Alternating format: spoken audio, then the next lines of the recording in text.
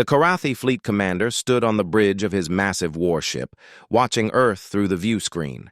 His 4 arms crossed behind his back, a gesture of complete confidence among his species. The blue and green planet looked fragile, almost delicate against the backdrop of space, like a pearl waiting to be crushed.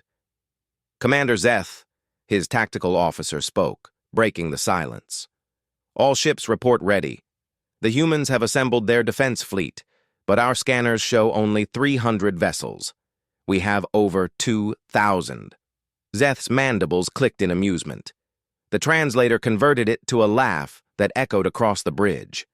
300 ships against the might of the Karathi Empire? They must be desperate. The Karathi had conquered 47 star systems in the past century. Each victory came easier than the last.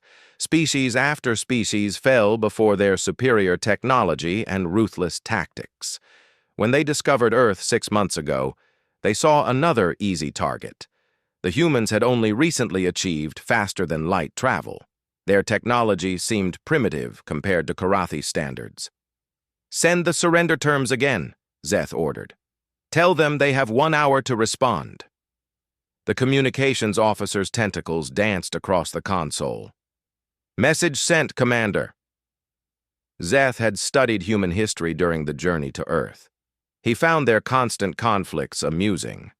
They fought among themselves over resources, ideology, even imaginary lines on maps.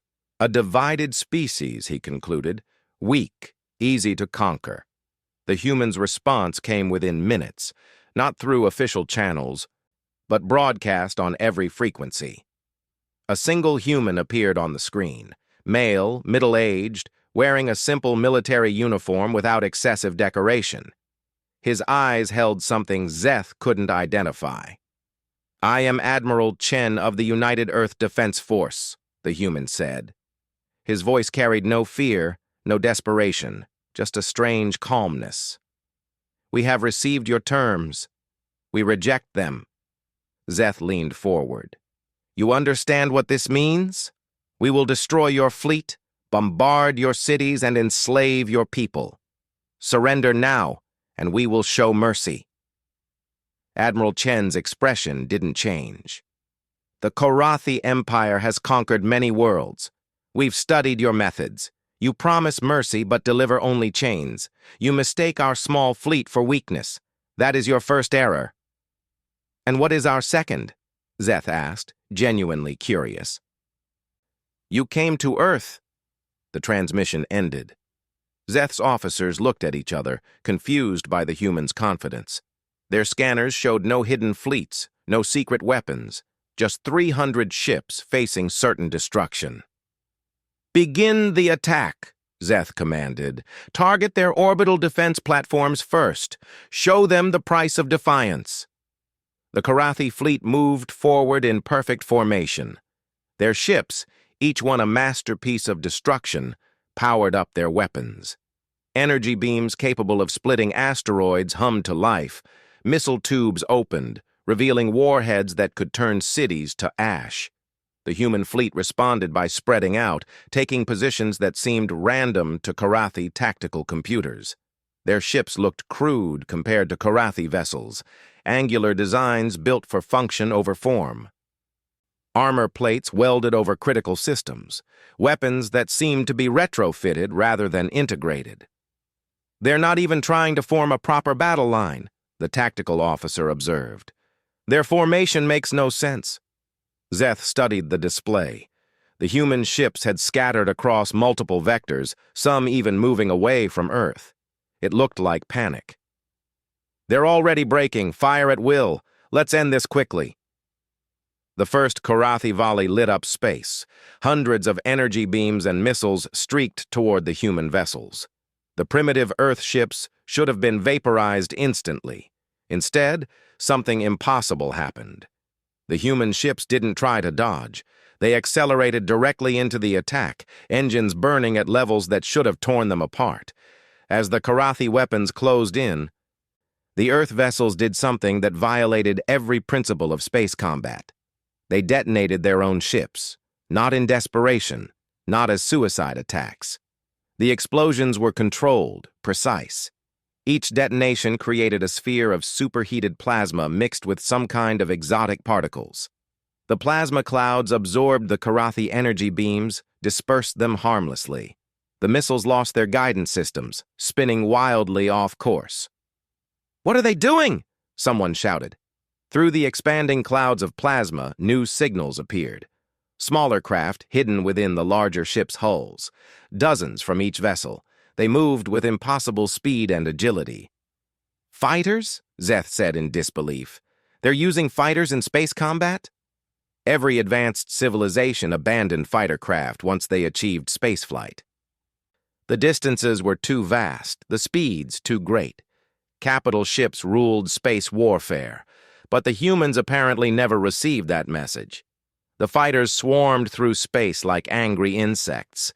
They didn't move in straight lines, but in chaotic patterns that made targeting nearly impossible. Each one carried weapons that seemed laughably small compared to capital ship armaments. "Ignore them," Zeth ordered. "Focus fire on their remaining capital ships." But the fighters weren't attacking the Karathi fleet. They were deploying something, small objects, barely visible on scanners, thousands of them spreading across the battle space. "Commander," the science officer called out, his voice rising in alarm. "Those objects, they're generating some kind of field. Our targeting systems are having difficulty." The sentence never finished. Every screen on the Karathi bridge exploded in static. Navigation went dark. Weapons refused to lock on, even internal communications filled with interference. "EMP weapons!" Zeth demanded. "No, sir. Something else. The humans have created a localized distortion field. Our technology still functions, but we cannot coordinate, cannot target accurately." Through the viewports, they could see the battle continuing. The human fighters danced through space, launching precise strikes at Karathi ships, not trying to destroy them, just hitting specific points, sensor arrays, communication nodes, weapon targeting systems.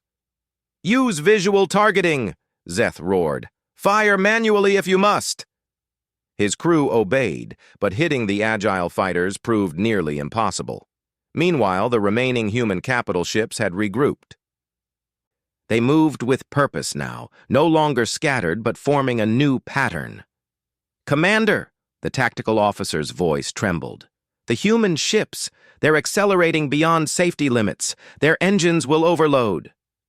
Zeth watched in growing unease as the Earth vessels pushed their engines past any reasonable threshold. The crude ships glowed with heat, armor plates beginning to buckle from the stress. Any moment they should have exploded from the strain. They didn't. Instead, they kept accelerating, reaching velocities that made them blur on visual screens. Then, at some signal invisible to Karathi sensors, they fired. Not energy beams, not missiles. The humans launched kinetic projectiles, simple chunks of metal accelerated to significant fractions of light speed. "Primitive weapons," someone scoffed. "Our shields—" The first projectile hit a Karathi cruiser. The shields, designed to disperse energy weapons and deflect slower missiles, couldn't handle the sheer kinetic force. The projectile punched through the shield, through the armor, through the entire ship. The cruiser split in half, atmosphere venting into space. More projectiles followed. A rain of death traveling at speeds that made dodging impossible. The scattered formation of the Karathi fleet, perfect for concentrated firepower, became a liability. They couldn't maneuver without risking collision with their own ships. "How?" Zeth whispered. "How are their ships surviving the acceleration?" The answer came from an intercepted human transmission, not encrypted, broadcast openly, a conversation between fighter pilots. "Hull temperature approaching critical. How long do we maintain?" "Until it's done or we're done. That's what we signed up for." "Roger that. For Earth." "For Earth." The humans were killing themselves. The acceleration was destroying their ships from within. But they didn't stop. They kept firing, kept maneuvering, kept fighting with a determination that defied logic. "They're insane," the science officer breathed. "No," Zeth said slowly, understanding beginning to dawn. They're angry. The battle turned into chaos. Karathi ships burned in space, torn apart by primitive kinetic weapons and coordinated fighter strikes. The interference field prevented any organized response. Individual ships fought alone, blind and deaf to their allies' fate. Then the second wave hit. From Earth's surface, new launches detected. Not ships this time, missiles, thousands of them, rising from hidden silos across every continent. The planet itself had become a weapon. Nuclear weapons, the tactical officer reported. Primitive fission and fusion warheads. Our shields can handle nuclear. Sir, they're not aimed at us. The missiles streaked past the battle, heading for empty space. Zeth watched in confusion until they detonated simultaneously.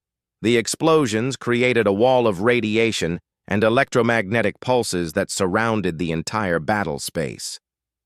They've trapped us, he realized. We can't retreat without flying through that radiation field. Our ships would be crippled. The human admiral appeared on screen again, the transmission somehow cutting through the interference. His calm expression remained unchanged, but something in his eyes had shifted. Commander Zeth, Admiral Chen said.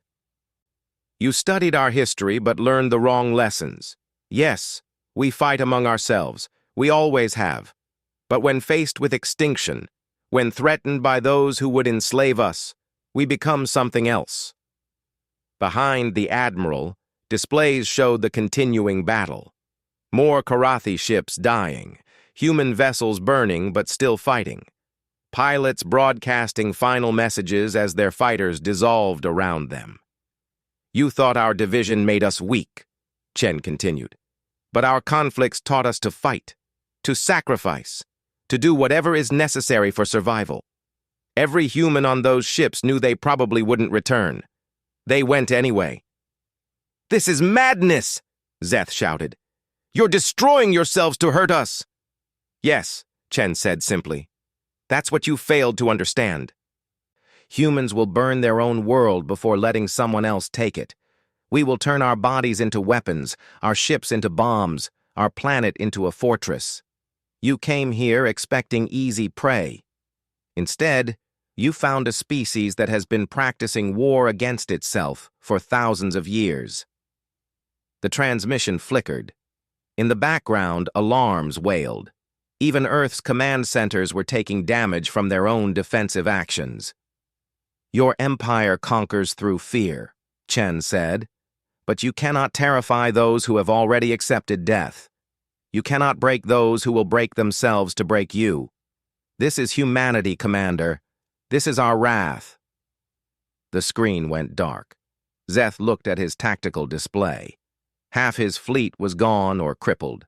The battle still raged, but the outcome was becoming clear. The humans would win.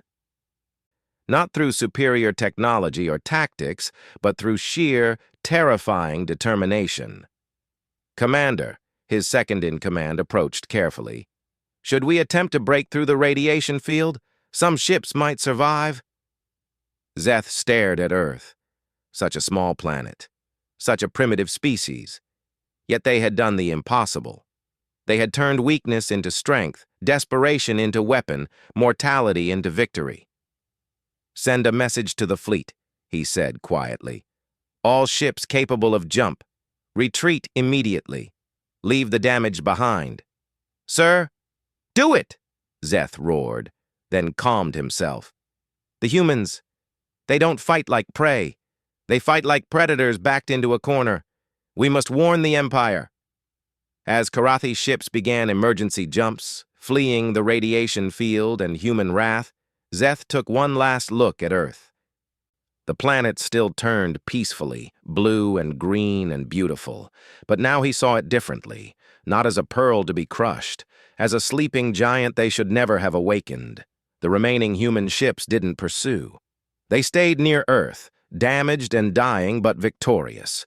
The fighter pilots who survived would need extensive medical treatment. The capital ship crews faced radiation poisoning. Admiral Chen's fleet had paid a terrible price. But Earth remained free.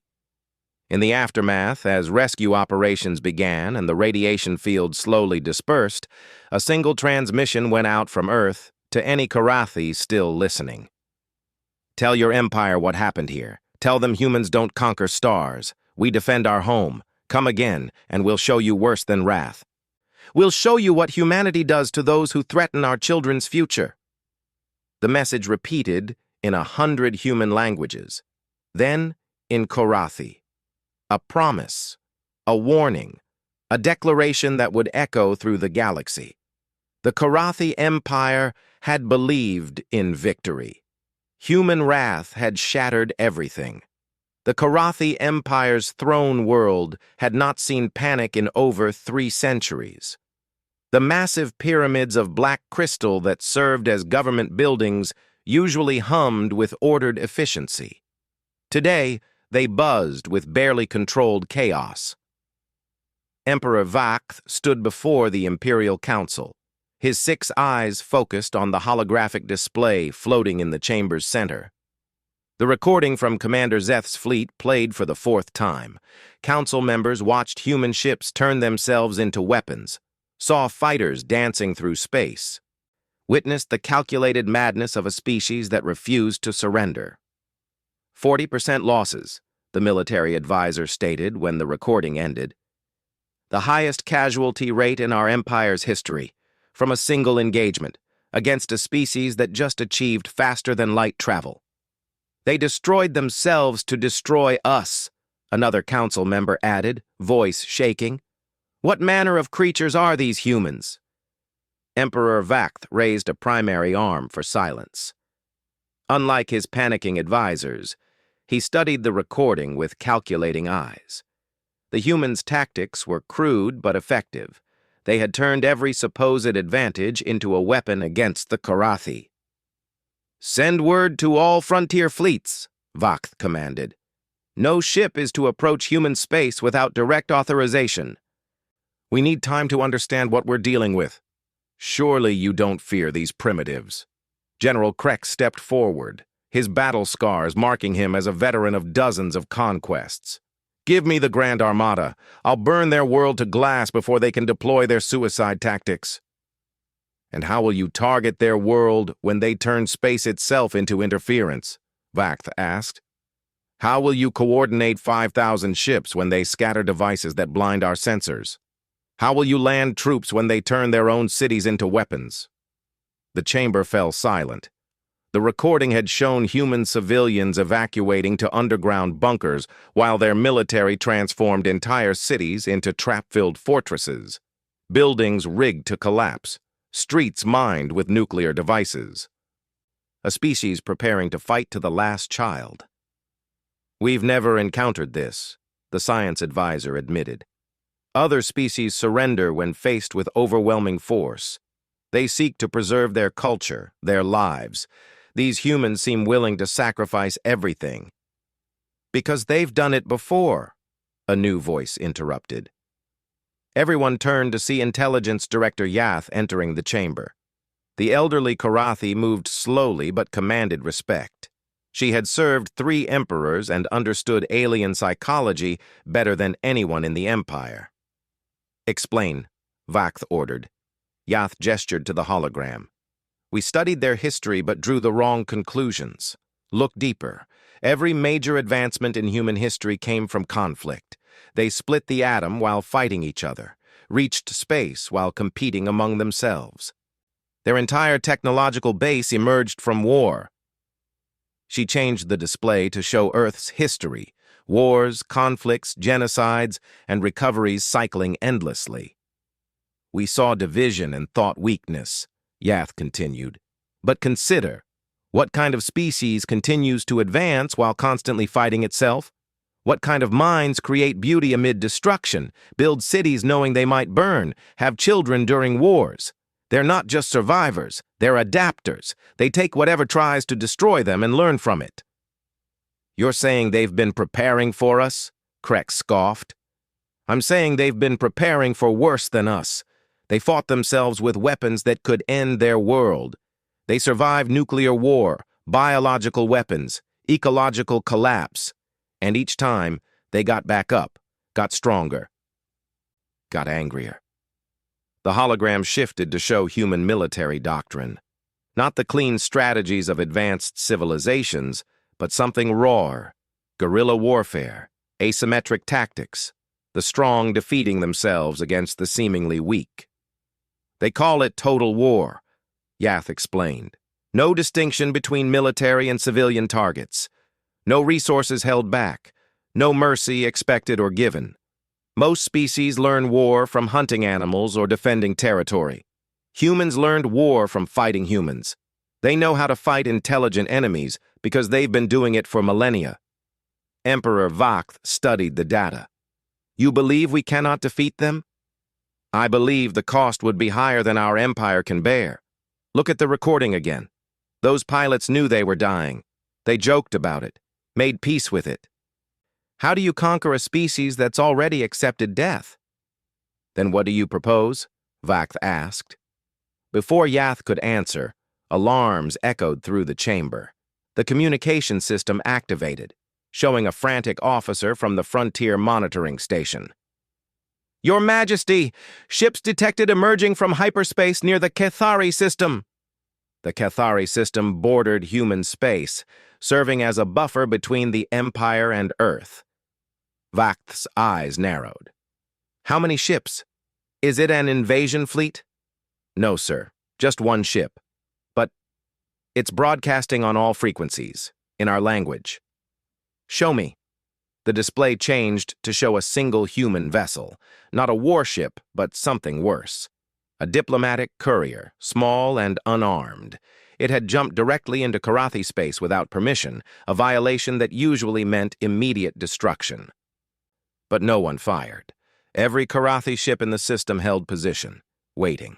The human transmission played across the throne room. Not Admiral Chen this time, but a woman in civilian clothes.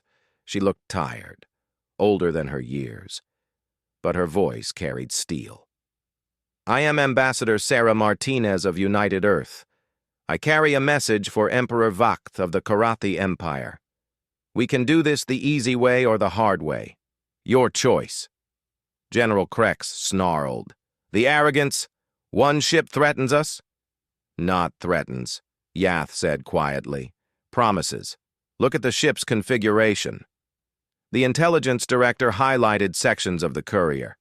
What appeared to be standard diplomatic quarters were actually something else. Massive antimatter reactors, far beyond what any courier needed. Shielding that could contain enormous explosions. The entire ship was a bomb that could crack a moon. If we fire on it, someone whispered, it detonates, takes out half the Cathari system, shows the galaxy that the Karathi Empire murders diplomats. Yath nodded appreciatively. Clever. They force us to listen or reveal ourselves as the aggressors. Emperor Vakth stood. Open a channel. Let's hear what Earth has to say. Ambassador Martinez appeared on the main screen. Behind her, the courier's bridge showed a mix of military and civilian personnel. All human. All carrying that same look in their eyes that Admiral Chen had shown. Emperor Vakth, Martinez began without preamble. 3 days ago, your empire tried to conquer Earth. You failed. The question now is whether we end this or escalate it. You dare threaten the Karathi Empire, Krex shouted. We could send 10,000 ships. Martinez didn't flinch. Yes, you could, and we'd destroy ourselves stopping you. But here's what you haven't considered. We've already sent courier drones to every major civilization in the galaxy. The recordings of your unprovoked attack, our defense, your retreat. She let that sink in before continuing. Every species you've conquered will see that recording. They'll see the mighty Karathi Empire running from primitive humans. They'll start wondering if they could do the same. Some will try. The council members exchanged worried looks. Rebellions had been crushed before, but never when the Empire appeared weak. Never when subjects had proof that the Karathi could be beaten. But that's not the real threat, Martinez continued. You see, humans hold grudges. We've traced your supply lines, identified your colonies, Mapped your trade routes. Right now, human ships are scattered across the galaxy. Merchant vessels, explorers, diplomatic missions, all legitimate, all peaceful. Her smile held no warmth. Until they're not.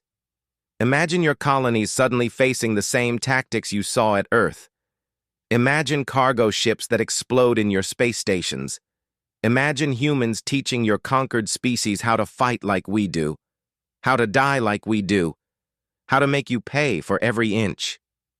Terrorism, Vakth said flatly. Resistance, Martinez corrected. But we prefer another option, peace. Real peace, not the slavery you call mercy. Earth stays independent. You leave us alone.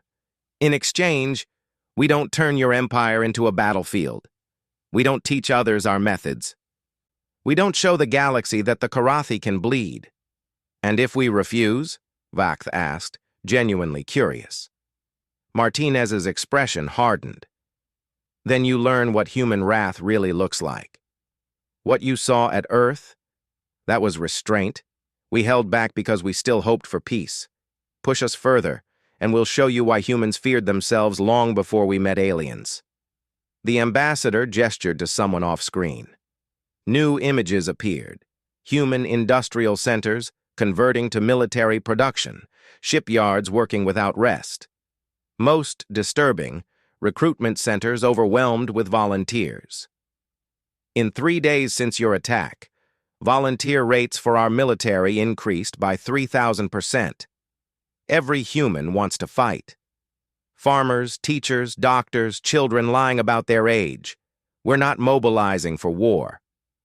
We're mobilizing for extinction, yours or ours. She leaned forward.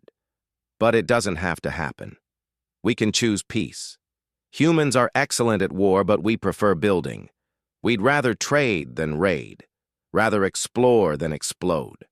Give us peace, and we'll be the best neighbors you could ask for. Force us to war, and we'll be the last enemy you ever make. The transmission paused, allowing the weight of her words to settle. Around the throne room, council members argued in hushed tones. Some called for immediate attack. Others urged caution. All looked to their emperor. Vakth had ruled for 60 years. He had expanded the empire to its current glory through careful conquest and calculated risks. Now he faced a calculation unlike any before. Could they defeat humanity? Probably. But at what cost? And what would victory look like against an enemy that considered mutual destruction acceptable? We need time to consider, Vakth finally said. Martinez nodded. 24 hours. Then I need an answer. Peace or war? Choose wisely. Humanity has survived worse than you. We'd prefer not to prove it. The transmission ended. The human courier held position, waiting. Every Karathi vessel in the system remained frozen, unwilling to fire first. The bomb ship floated between them, a promise of horrors to come if peace failed. Your Majesty, General Kreck stepped forward. This is intolerable. One species cannot dictate terms to the Empire. If we show weakness now... Is it weakness to recognize a genuine threat? Yath interrupted. They turned their planet into a weapon, their ships into bombs, their species into an army. What else will they weaponize if pushed? You've seen the intelligence reports, another advisor added. Human creativity in warfare is disturbing. They invented weapons to kill themselves that we haven't imagined. What will they create to kill us? Emperor Vakth raised his hand for silence. The debate would continue for hours.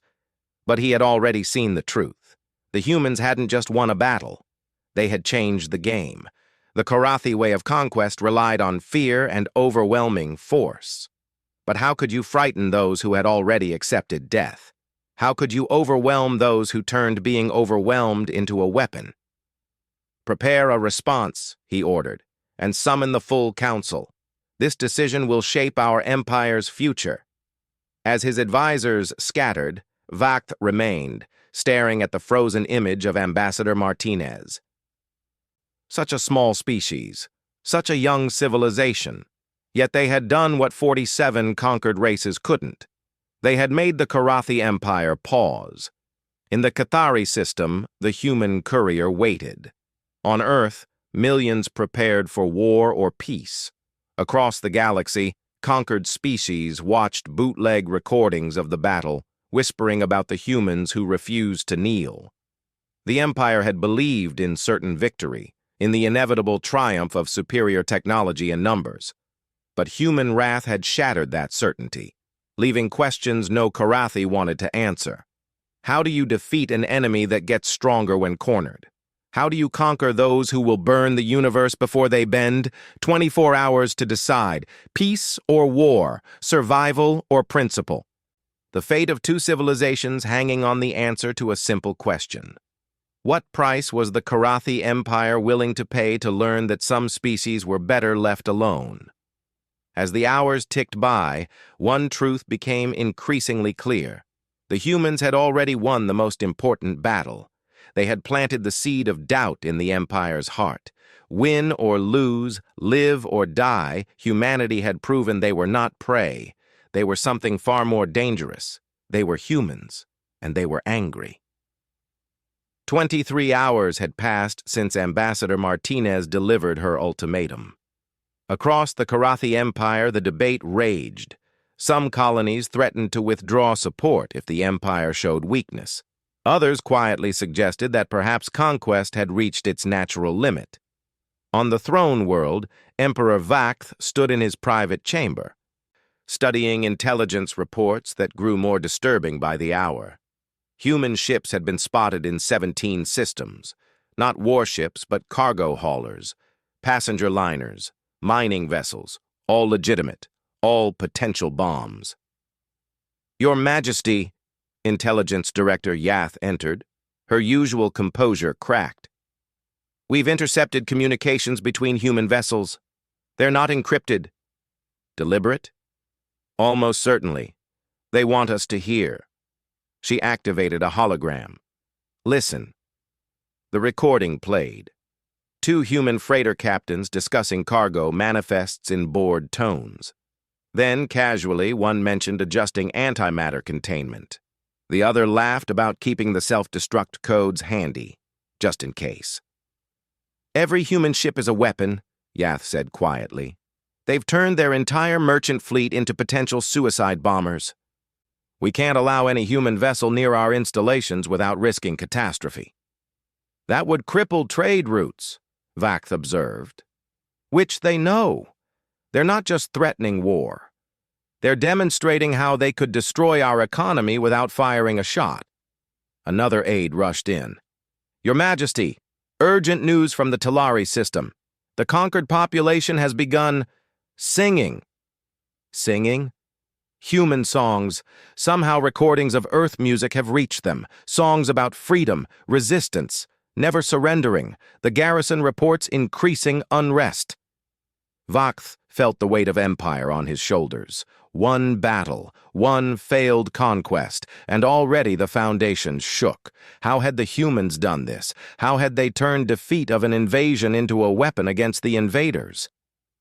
There's more, Yath said reluctantly. We've analyzed the debris from the battle. The humans didn't just sacrifice their ships. They learned from them. Each destruction provided data on our weapons, our shields. They were using their own deaths as experiments. Experiments for what? Improvement. The last ships destroyed showed modifications based on how the first ships died. They were adapting in real time, using their casualties as research. If we fight them again, they'll be better prepared. And if those battles spread across the galaxy... She didn't need to finish. The Empire had grown through technological superiority. But these humans treated death as a learning experience. Each battle would make them stronger, more dangerous. 1 hour remains, Vakth said. Summon the council. Time for a decision. The throne room filled with the Empire's elite. Military commanders argued for strength. Economic advisors warned of disruption. Colonial governors reported unrest. All eyes turned to their emperor. We have 3 options, Vakth began. First, We accept human terms, peace, independence, trade, but we appear weak, invite rebellion. General Krex spat in disgust. Unacceptable. The Empire does not bend to primitives. Second, Vact continued, we mobilize everything. The Grand Armada, reserve fleets, colonial forces. We glass Earth and hunt down every human in the galaxy. The only reasonable response, Krex nodded. Show them the price of defiance. But consider the cost, Economic Advisor Geth interrupted. If every human ship becomes a weapon, if they teach our subjects their methods, if they target infrastructure, we could win and still lose everything. Which brings us to the third option, Vact said. We ignore them. Declare human space quarantined. No contact, no trade, no war. Let them rot in isolation. And when they spread anyway? Yath asked. Humans are explorers. They'll push boundaries, meet other species, share their knowledge. In 50 years, we might face not just humans, but a coalition taught by humans. The debate erupted. Voices raised, accusations flew. The mighty Karathi Empire, master of 47 systems, paralyzed by a species that had barely left their homeworld. Through it all, Vact remembered the recording. Human pilots joking as they died. Admiral Chen's calm certainty. Ambassador Martinez's steel determination. What kind of species produced such individuals? What hope did conventional warfare have against those who had turned death itself into a weapon? Enough, he commanded, silencing the room. Contact the human ambassador. I will speak with her. The connection established quickly. Martinez appeared on screen, still in the courier ship, still surrounded by her crew, still carrying that dangerous calm. Emperor Vact, she greeted. Have you reached a decision? I have questions first. Your species speaks of peace but prepares for war.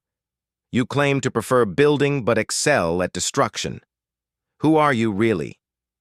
Martinez considered the question. We're survivors, Emperor. Every challenge we faced, we overcame by being willing to go further than our enemies. When nature tried to kill us, we conquered nature. When we tried to kill ourselves, we learned to value peace. When you tried to conquer us, we showed what conquering ourselves had taught us. And if we accept peace, can you control your people? Stop them from seeking revenge? Humans can be vengeful, Martinez admitted. But we're also pragmatic. Give us a reason to choose trade over war, and most will take it. Attack us again, and even I won't be able to stop what follows. You threaten the Empire? I threaten nothing. I promise consequences. There's a difference. Vact studied her face, searching for deception. He found none. These humans didn't bluff. They simply stated what they would do, and then did it. Show me something, he said suddenly. Show me your Earth, not your weapons or soldiers, your world. Martinez looked surprised but nodded to her crew. The display changed, showing images of Earth. Cities rebuilding after the attack, children playing in parks under the watchful eyes of soldiers, farmers working fields while defense satellites orbited overhead, art galleries opening next to ammunition factories, life continuing despite the shadow of war. This is humanity, Martinez said softly. We build beauty while preparing for horror. We create while ready to destroy. We love while prepared to hate. It's not a contradiction. It's who we are. And you would give this up? Sacrifice all of it in war? Every human on Earth voted. If the Karathi Empire chooses war, we'll evacuate the children to hidden colonies. Everyone else stays to fight. We'll turn our world into a fortress that bleeds you for every meter. And when you finally take it, when you plant your flag on our burned soil, you'll find we've left surprises that will make holding Earth impossible. She paused. Or we can trade, share knowledge, maybe even become friends someday. But that's your choice, not ours. We've already chosen. We'll take peace if offered, war if forced. Either way, humanity endures. The transmission held steady, waiting. Around Vact, his council sat silent. The moments stretched, history balanced on the edge of decision. Finally, Emperor Vact of the Karathi Empire, conqueror of worlds, master of fleets, spoke the words that would reshape galactic politics forever. The Karathi Empire accepts peace with united Earth. Your independence is recognized. Your borders are acknowledged. Trade negotiations can begin once military tensions ease. He paused, then added, "But understand this, humans. We do not forget. We do not forgive. This peace comes from pragmatism, not friendship. Do not mistake it for weakness." Martinez smiled, the first genuine warmth she'd shown. "We don't expect friendship, Emperor. Respect is enough. And perhaps in time, you'll learn what others have. Humans make better allies than enemies." The formal treaties would take months to negotiate, details of borders, trade rights, diplomatic protocols. But the war was over before it truly began. Earth remained free. The Karathi Empire remained whole. Both species stepped back from the abyss. Across human space, the mobilization slowly wound down. Soldiers returned to families, ships converted back to peaceful purposes. But the infrastructure remained. The knowledge survived. Every human remembered how close they'd come. Every human stayed ready. The Karathi Empire withdrew, honoring the agreement with grinding reluctance. General Krex resigned in protest. Others called for patience, suggesting the humans would grow weak with peace. They didn't understand. Humans had fought themselves for millennia without growing weak. They wouldn't start now.